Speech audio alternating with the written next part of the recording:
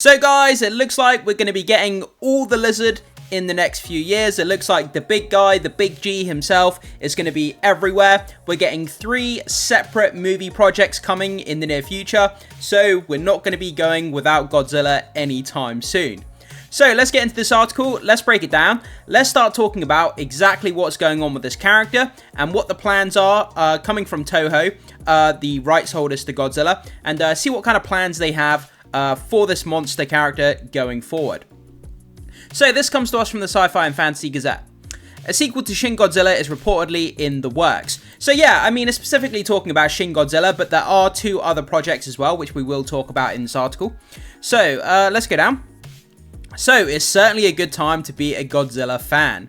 The MonsterVerse is trudging along with another new installment, Godzilla x Kong Supernova, which is set to be released in domestic theaters as of March 26, 2027. Yeah, I cannot wait. The MonsterVerse is one of the dumbest things, but one of the funnest things at the same time. The logic, the physics, everything about it is crazy, over the top, ridiculous, but it's so fun. Watching Godzilla and Kong just destroy stuff, wreck things, and like, it's just crazy. And the CGI in it is great. And yeah, they've built a great little kind of universe, MonsterVerse there, I should say. So, now a report from Bloomberg has revealed that there are 3 Godzilla theatrical projects in the works over in Japan, including sequels to Godzilla Minus One and Shin Godzilla. So, let's just talk about Godzilla Minus One for a second.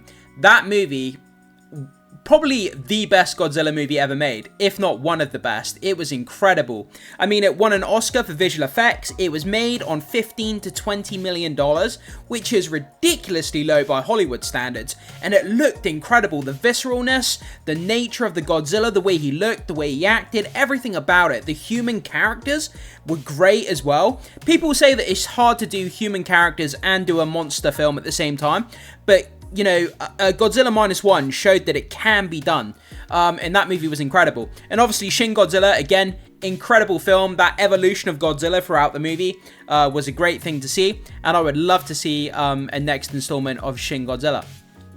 So with that down, we have this post here from Kaiju News Outlet. So a sequel for Shin Godzilla could potentially be in the works, per Bloomberg. Building on Godzilla Minus One's performance, Toho is planning a sequel for as soon as next year. So that's talking about Godzilla Minus One, so there's potentially a sequel coming next year. Plus a potential sequel to the film Shin Godzilla, so that's 2. And a still untitled Southeast Asia focused project. So a complete standalone from Shin Godzilla and Godzilla Minus One. So that's 3 potential projects that are going to be coming in the next few years. But I mean, like I say, we're not going to be short of any Godzilla content. And I mean, the character is bigger, better than he's ever been, more popular as well. The MonsterVerse has gone a long way to popularizing the character once again over here in the West. Even though the films are dumb, they make a lot of money, and people do get excited for them, and people do love watching them. So it's a great time to do all this extra content here with Godzilla at the moment. So, Shin Godzilla, released in 2016, presents a bold and unsettling reimagining of the classic monster, emphasizing realism and political commentary. The film centers on Japan's government as it scrambles to deal with sudden appearance of a strange, rapidly mutating creature. Yeah, I mean, when they did that film, Shin Godzilla, it went into the political intrigue a lot. It was a lot to do with how the government handles things. Whereas in like Godzilla Minus One, instead of it being political and government based, it was more kind of a human family story, a very small group of people in a family and how they dealt with the situation. So those movies are vastly different in the way they approach this kind of content. So, rather than focusing solely on the action, the story highlights the confusion, red tape, and internal conflicts that slow down the response, offering a sharp critique of bureaucratic inefficiency. Sorry, let me say that again. Offering a sharp critique of bureaucratic inefficiency. Yeah, I mean, that would be something that would happen in our real world. It literally would. I mean, if a gigantic monster started wrecking a certain town over in Europe or over in America somewhere, it would take ages for governments of the world to come together and actually figure out a plan to do something about it. They're so inefficient in the way they act, in the way they communicate, in the way they try to greenlight different things, you know, when it comes to weapons and things, and it would be exactly what would happen in the real world. Godzilla is depicted not just as a monster, but as chilling as ever, changing natural disaster, alien, and emotionless. Yeah, I mean, the Shin Godzilla Godzilla. The design was fantastic, the heat ray, the heat breath thing, the atomic breath, I should say. But yeah, I loved the evolution aspect of seeing him go through that evolution of his character in his design throughout that movie. It was just so amazing, and his final form is just incredible. I loved the design of the way he looked as well. Like, I just think they did a great job with the animation on it, and it was really, really good.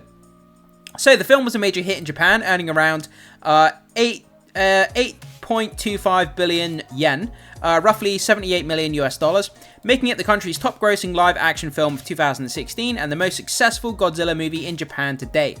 Globally, it brought in over 80 million. So there you go. I mean, the biggest Godzilla film to date. We've got the MonsterVerse, which is doing better than ever. Godzilla Minus One won an Oscar for its VFX. So across the board, the character is doing incredibly well. Critics responded positively, applauding it for its unique approach that blended political satire with intensity of a disaster film. The fresh, horrifying portrayal of Godzilla and the film's commentary on crisis management helped it win several Japanese Academy Prizes, including Best Picture and Best Director. In recent times, Shin Godzilla has become somewhat overshadowed by Minus One, but the two films are vastly different. Yeah, which is what I've already been saying. I'm not going to read this, guys, because I've kind of already made the comments on the two differences between the film, whereas Shin Godzilla is more political bureaucracy intrigue. Obviously, Minus One is a more intimate kind of family set after post-World War II, and then them kind of dealing with the fallout of World War II, but kind of dealing with dealing with Godzilla, so it's more intimate family nature story. The third Godzilla film is said to be an original story that doesn't feature the King of Monsters at all, but rather one of his many adversaries, such as Mechagodzilla or Rodan. Wow, so that's actually really interesting. So for the first time, like, I don't believe, is there a standalone movie that features one of Godzilla's villains, but like a standalone film that features on one of them without Godzilla being in it? I'm not sure that there is.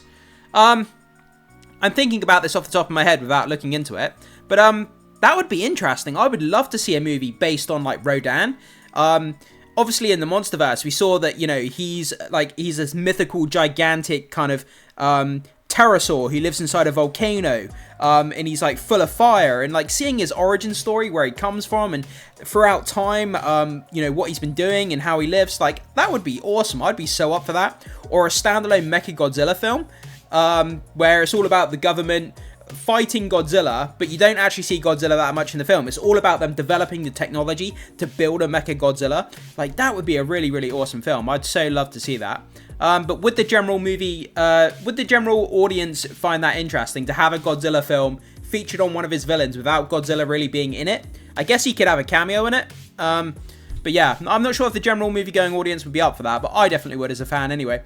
But guys, there we go. So 3 different projects: a Shin Godzilla sequel, a Godzilla Minus One sequel, and it looks like there's going to be a completely unrelated Southeast Asia focused project, which is going to be completely different from those two. So they're going all in with this character, and now's a great time. It's more popular than ever, and the money is on the table. If they can do great films, they can generate a lot of money and buzz. But guys, what do you think about this? Are you interested in a sequel to Shin Godzilla? Are you interested in seeing more of Minus One? That movie was incredible. And also, are you interested in a standalone movie that may focus on one of the Godzilla other characters and not have Godzilla in it? Whatever your thoughts are, jump into the comment section and do let me know what you guys think. Before you leave, make sure you hit the like button, consider becoming a subscriber to help support the content, and hit that notification bell so you can stay up to date with more Godzilla and movie news we have going on the channel. And with that down, as always, I will see you in the next video.